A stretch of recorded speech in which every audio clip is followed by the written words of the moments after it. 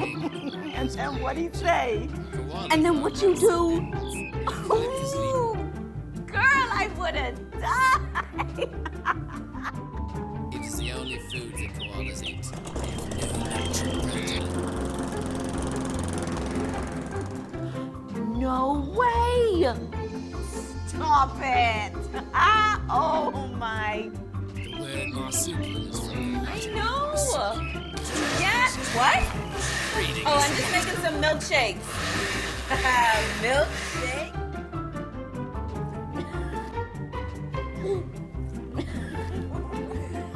paws with claws adapted for climbing in the country of Australia. Watch your show on any TV in your house with Iris, the new HD multi-room DVR from Rev TV. Start watching in one room and pick up right where you left off in another. Call to get Iris in your house today. Good evening, Bahamas. You're tuned into MB12 Weekend, broadcasting from Cable 12 Studios on Robinson Road. Coming up tonight in news, Bertha slowly moving away from the Bahamas with little impact. Civic and political leaders weigh in on the Haitian president's call for Bahamian investment. The men's 4x400 team wins the silver medal at the Commonwealth Games in Scotland. Crippling fares for the aviation industry as VAT looms, plus the revitalization of the Dundas Center for Performing Arts. I'm Paige McCartney, and we've got those stories and more straight ahead on MB12 Weekend.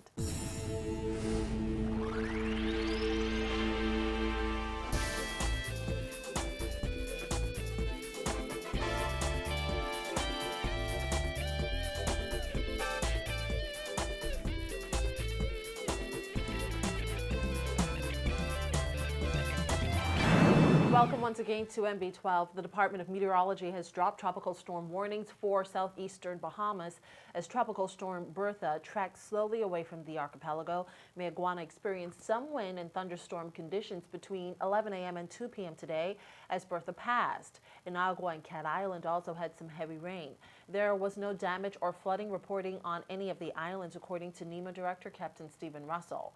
Bertha is now moving slowly away from the archipelago, as we mentioned. She's expected to move past central Bahamas tonight and is expected to strengthen over the past 48 hours. Forecasters say the light impact of Bertha on the islands was due to the fact that the major activity of the storm is taking place in the northeast quadrant of the Bahamas, and the Bahamas lies just west of that activity. Forecasters are expected to give the all clear for boaters in the morning, and flights are expected to arrive and depart from the southeast islands as scheduled tomorrow. Bertha was the second named storm of the 2014 Atlantic hurricane season. Forecasters predicted 13 named storms, 9 of which they expect to reach hurricane strength. In other news tonight, the deputy leader of the Free National Movement is highlighting the importance of the upcoming constitutional referendum on gender equality and blasting Tall Pines MP Leslie Miller for his comments concerning it.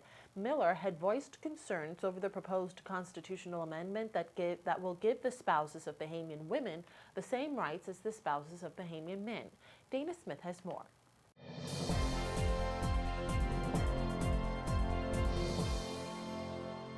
Miller said if a Bahamian woman marries a foreign man, then that man should take her to his country and support her rather than stay here and take jobs away from Bahamian men. Well, Butler Turner has harsh words for Miller, calling his remarks asinine and reminiscent of the caveman era.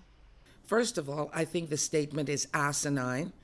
I think that people like Mr. Leslie Miller and that thinking need to be relegated back to the era from which their thinking comes, and that is certainly the era of the Neanderthals, cavemen thinking.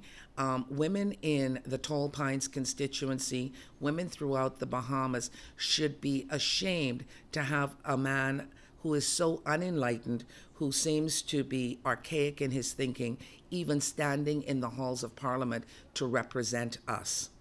BEC Chairman Leslie Miller is no stranger to controversy, and last week, while a guest on radio talk show Jeffrey, hosted by Jeff Lloyd, Miller said, quote, "If my sister married a foreigner, I expect for that foreigner to take her home to his country and support her. What they bringing him here for? Don't come to my country and take a job from one of my Bahamian brothers.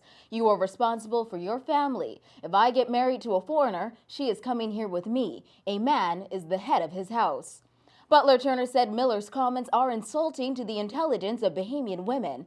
She said for 51% of Bahamians to be discriminated against in their own country does not add to democracy, and it is grossly unfair that one gender is entitled to citizenship for his spouse and children without any questions, while the other gender is not.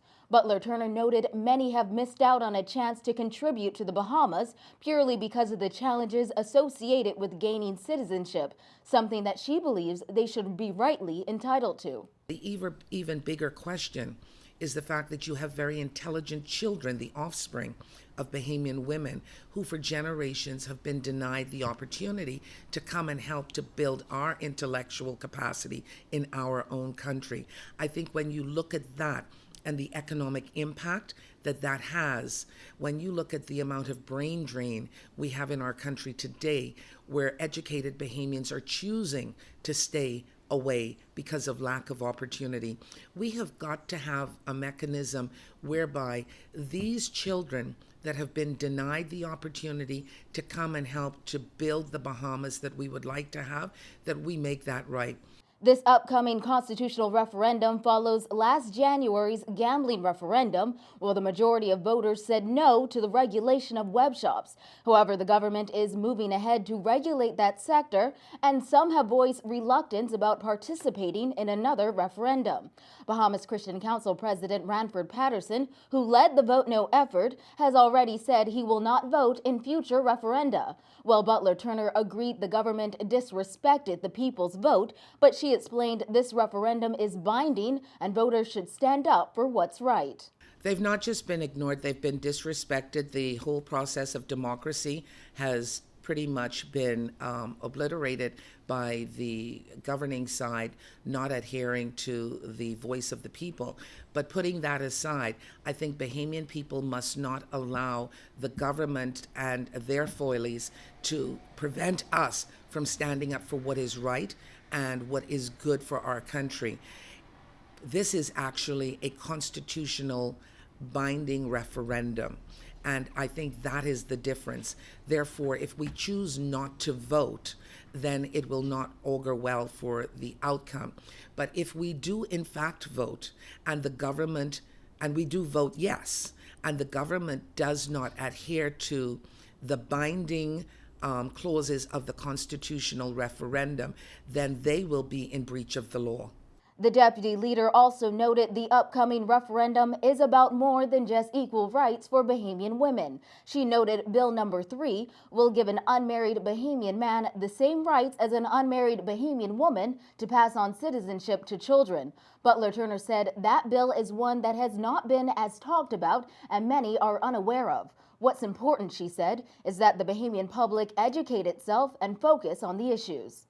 I think that it would be wise for Bahamian people to get the facts as opposed to listening to the rhetoric, the political arguments, and the sidebar discussions, which will come to literally muddy the waters against the rights that we aim to achieve. Reporting for NB12 Weekend, I'm Dana Smith. Well, Democratic National Alliance leader and former state immigration minister Branville McCartney responding to Haitian President Michel Martelly's call for Bahamian investment in Haiti as a means to stop illegal immigration. During a visit to the capital last week, Martelly said the amount of money the Bahamas government spends on fighting illegal immigration could instead be invested in Haiti as another means to tackle the problem. But McCartney said he doesn't think that plan will work, explaining the Bahamas is in no position to help another country. It would be good to see Haiti move upwards. It would be good to see Haiti prosper and the Haitian people prosper. That's not going to happen overnight. The Bahamas cannot do it for Haiti. The Bahamas, we have less than 365,000 people here. That's legal and illegal put together. Haiti has millions of people. We cannot do it. Let's not fool ourselves. It was during a meeting with the members of the opposition that Martelly took note of the Christie administration's multi-million-dollar Defense Force vessel initiative and remarked, why don't we invest some of that money, or at least bring in some Bahamian investors down to the north of Haiti where these people live who come here. The president later told reporters that sometimes investing to protect just your country is not sufficient because that doesn't stop Haitians from fleeing. At a Chamber of Commerce luncheon, Martelly said Haitians don't come to the Bahamas because they like the Bahamas more than Haiti. They're coming for jobs. If you can help create those jobs in Haiti, then that will solve so many problems. Bahamas Faith Ministries International President Dr. Miles Monroe has already criticized Martelly's comments as inappropriate and irresponsible. McCartney did not take it that far, but noted the Bahamas has problems of its own, including unemployment concerns. He said the government needs to focus on that first. We need to invest in us. We need to invest in the Bahamian people and those who have a right to be here first. We cannot help anyone else until we help ourselves first. And where we are now is not a good state. So I guess the president is doing what he has to do for his country. But I call on our prime minister and this administration to do what needs to be done for this country. McCartney said the unemployment rate is the worst crime and the fear of crime is out of control, and said electric bills remain high and Bahamians are losing their homes and no industry has been built by this administration. I was away for the last week and a bit, but I saw the photo ops and all the smiley faces and all the hugs and kisses and all that good stuff. That's fine and dandy, but the Bahamian people are hurting, my friend. The plight of the Haitian people is something that we all should be concerned about as human beings, quite frankly. But as a government, and as this government must be concerned about building its people first. We are in dire straits in this country as it is now. And Gowan Bowe, also responding to the Haitian president's call for Bahamian investment in Haiti, Bowe said investing in Haiti is not a bad idea, but he noted the president spoke to serve his country's interests and Bahamians should invest in their own country first. I heard that, and he's very right, but I mean, of course, there's a self-interest in his statements, right? Very, very cleverly, he said, well, if you boost my economic activity and my economic strength, then I won't have the level of migration, right, leaving to seek a better life. But when we look at the Bahamas standpoint, I think we have to be first mindful of saying, well, we have to invest in our own country first. Bowe noted major players in the Bahamas' number one industries are either owned or supported by foreign interests and explained more locals should become entrepreneurs and invest in the Bahamas. But he also said Bahamians who have succeeded in creating and maintaining successful businesses should not limit themselves. He said expanding to Haiti could be a good opportunity. But we need to start looking at how we invest in our own country. With that being said, I think it's equally important to say that we're only 350,000 people. So those who are running successful businesses here should really be looking at Haiti, which is not far from us, because South Florida may be a bit of a struggle because the competition levels are going to be drastic. I mean, it's a huge economy in the U.S., but the opportunities to set up businesses in Haiti, which are Bahamian businesses, that are expanding, if you will, to use the term, become multinational.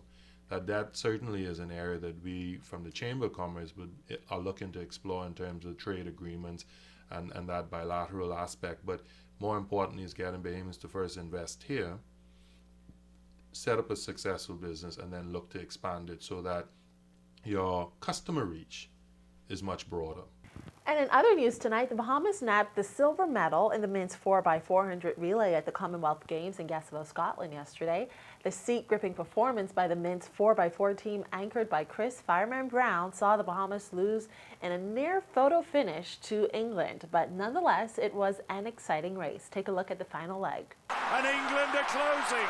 England are challenging onto the shoulder, and they hit the front. Hudson Smith, a new, exciting, thrilling talent at 400 metres, is ahead, but Chris Brown's not beaten yet. In third place, he comes past Hewitt, and Bahamas are coming. It's England versus the Bahamas, youth against experience. Hudson Smith against Brown, and Brown, is he going to get there on the line? It's going to be desperately close. Hudson Smith dips and takes it for England. Silver Bahamas, bronze Trinidad. Chris Brown ran a fabulous last leg for the Bahamas, but he just could not get there.